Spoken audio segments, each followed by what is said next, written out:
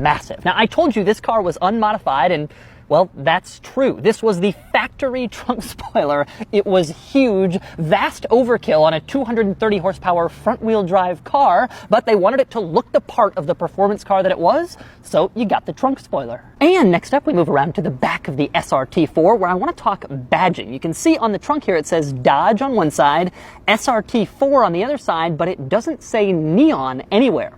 And that's because after the first model year, 2003, they stopped calling it the Neon SRT4 and started calling it just the SRT4. I think they discovered that the enthusiasts who were interested in this car were put off by the association with the base model kind of crappy Neon, and so they just called it the SRT4. Now, nobody I know actually abided by this change in the name, and everybody still calls it the Neon SRT4, but I promise you there are SRT4 enthusiasts to this day who are going to comment on this video and say, "You're wrong, it's just the SRT4, it wasn't a Neon, it was special."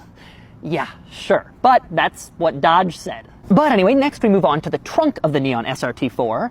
Yes, that's right, the Neon SRT4. And to get back here, you press this little button on the key fob twice. You can see it says press twice. So I do that, and then it pops open, and then you can open it up. And once again, you're going to have a question here, because as you look around the trunk, you can see this giant subwoofer. And remember, I said this car was completely stock. And again, I stand by that. This kicker subwoofer was factory. Dodge knew that young people would pretty much be the only audience for this car, so they figured young people would want to trade a little trunk space for a giant subwoofer, and so they stuck it in there. Doesn't really look all that professional, it's not really integrated in there all that well, but it's there for your tunes.